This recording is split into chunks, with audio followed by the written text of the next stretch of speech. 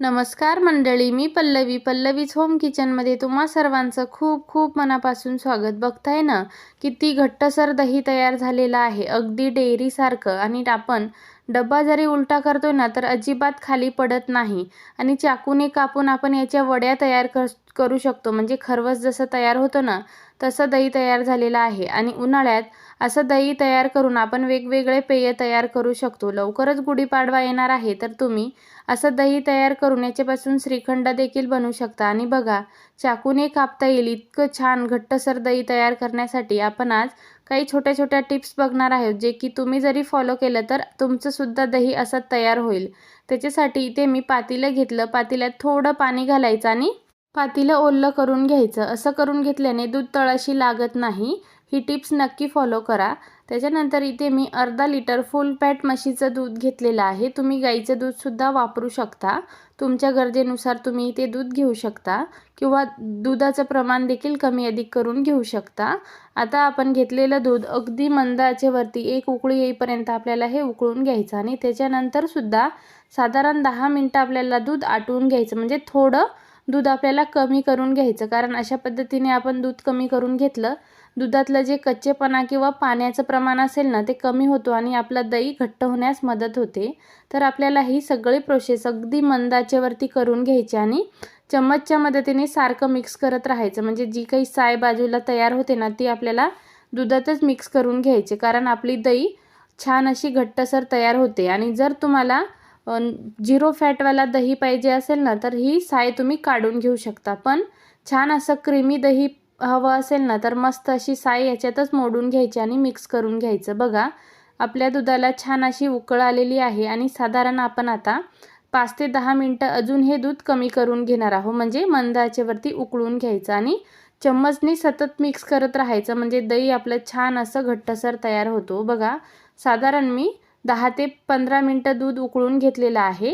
आता बाजूला ठेवून द्यायचं आणि दूध आपल्याला थोडंसं गार करून घ्यायचं. म्हणजे गार म्हणजे फॅनखाली तुम्ही हे गार करून घेऊ शकता किंवा नॉर्मल टेम्परेचरला सुद्धा गार करून घेतलं तरी चालेल. पण पूर्णच गार करून घ्यायचं नाही, हे मी पुढे सांगणारच आहे. बघा, दूध आपला गार झालेला आहे. आता आपण याची जी साय आहे ती दुधातच मिक्स करून घेणार आहोत.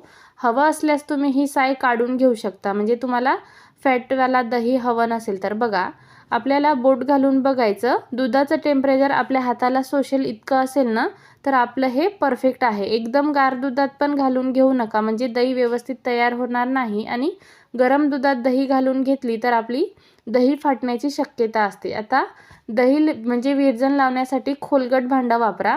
असा डब्बा किंवा तुम्ही ताटली देखील वापरू शकता. आणि तुमच्याकडे असेल तर मातीचं भांडं आवर्जून वापरा, म्हणजे पारंपरिक पद्धतीने घट्टसर दही करता येतो. त्याचसोबत दही आपल्याला स्टीलच्या किंवा काचेच्या आणि मातीच्या भांड्यातच लावून घ्यायचं. इतर दुसऱ्या कुठल्याही धातूच्या भांड्यात लावायचं नाही, जसं तांब, पितळ किंवा कास्ट आयरनच्या भांड्यात लावायचं नाही. त्याच्यात दही फुटण्याची किंवा कुठलेही पॉयझन वगैरे होण्याची शक्यता असते. त्याच्यामुळे स्टील, माती आणि काचेच्या भांड्यातच दही लावून घ्यायचं. आता इथे मी अर्ध्या लिटर दुधासाठी अर्धा चमचा विरजण घेतलेला आहे आणि 2 चम्मच आपल्याला हेच दूध घालून मिक्स करून घ्यायचं आणि नंतर विरजण लावून घ्यायचं.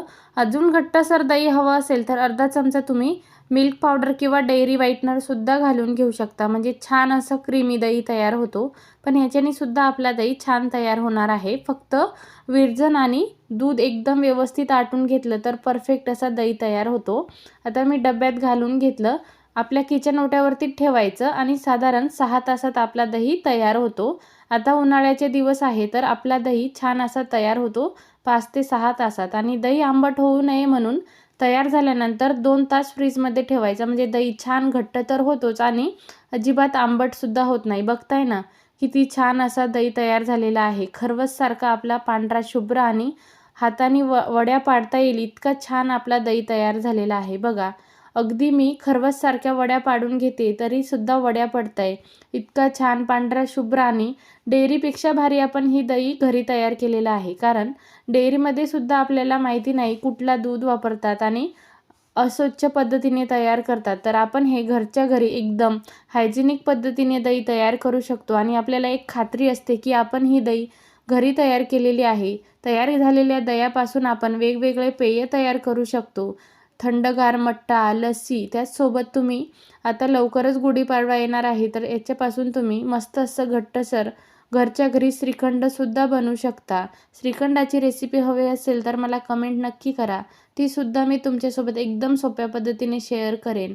आणि बघा दही सुरीने सुद्धा कापता येईल इतकं छान तयार झालेलं आहे. सेम पद्धतीने बघा मी गाईच्या दुधापासून सुद्धा दही तयार केलेलं आहे. याच्यासुद्धा तुम्हाला वड्या पाडून दाखवते. बघा किती छान पांढऱ्या शुभ्र आणि खरवस तयार करतो ना तसा तयार झालेला आहे. आणि यालासुद्धा अजिबात पाणी सुटलेला नाही.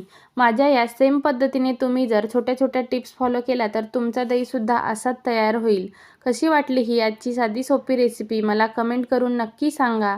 आणि आपल्या चॅनलवरती नवीन असाल चॅनलला सबस्क्राईब करा. पुन्हा भेटू अशा साध्या सोप्या नवीन आणि पारंपरिक रेसिपीसोबत. धन्यवाद.